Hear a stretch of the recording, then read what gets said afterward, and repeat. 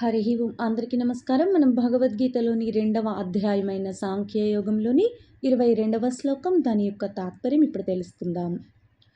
వాసాంసి జీర్ణాని యథా విహాయ నవాని గృహ్ణాతి నరోపరాణి తథా శరీరాణి విహాయ జీర్ణాని అన్యాని సంయాతి నవాని దేహి. వాసాంసి జీర్ణాని యథా విహాయ. యథా ఏ విధంగా అయితే వాసాంసి జీర్ణాన్ని పాత వస్త్రాలను వదిలివేసి నవాని కొత్త వాటిని ధరిస్తూ ఉన్నాడో జీవుడు, తథా అదేవిధంగా శరీరాలను కూడా జీర్ణాన్ని పాతవైపోయిన తర్వాత నశించిపోయిన తర్వాత అన్యాని సంయాతి నవాని దేహి. మళ్ళా కొత్త వాటిని దేహి అంటే జీవాత్మ కొత్త శరీరాన్ని ధరిస్తూ ఉంది. జీవుడు ఏ విధంగా అయితే చిరిగిపోయిన పాతబడిపోయిన వస్త్రాలను వదిలివేసి కొత్త వస్త్రాలను ధరిస్తూ ఉన్నాడో అదేవిధంగా జీవాత్మ కూడా ఈ శరీరాలు నశించిపోయిన తర్వాత కొత్త శరీరాన్ని ధరిస్తుంది అని చెప్పి ఈ శ్లోకం యొక్క భావం. అయితే ఈ శ్లోకం మానవాళి జీవితాన్ని ఎంతవరకు ప్రభావితం చేయగలదు? ఒక పసిబిడ్డ తాను వేసుకున్నటువంటి బట్టలు బాగా మురికి పట్టి చిరిగిపోయి పాతవైపోయినప్పుడు ఎలా ఉంటాడు?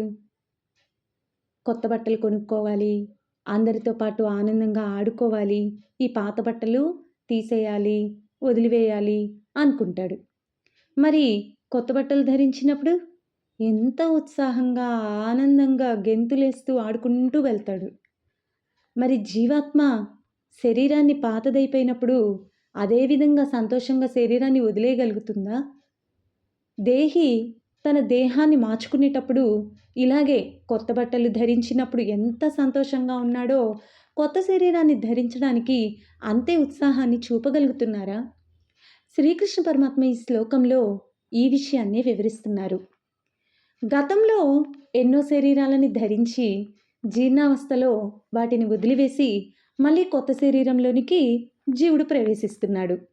మరైతే పాత వస్త్రాన్ని ధరించి వదిలివేసి మళ్ళీ కొత్త వస్త్రాలను ధరించేటప్పుడు ఎంత సంతోషంగా ఉన్నామో, పాత శరీరాన్ని వదిలివేసి కొత్త శరీరంలోకి జీవుడు ప్రవేశించేటప్పుడు కూడా అలాగే దుఃఖించకుండా ఆనందంతో దాన్ని అంగీకరించాలని చెప్పి మానవాళిని ప్రభావితం చేస్తున్నారు.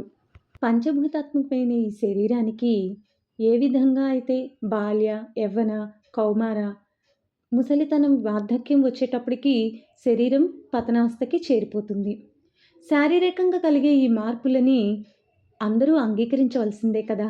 మరి శరీరాన్ని కోల్పోయిన తర్వాత కొత్త శరీరాన్ని కూడా ఆహ్వానించడానికి జీవుడు సిద్ధంగా ఉండాలి.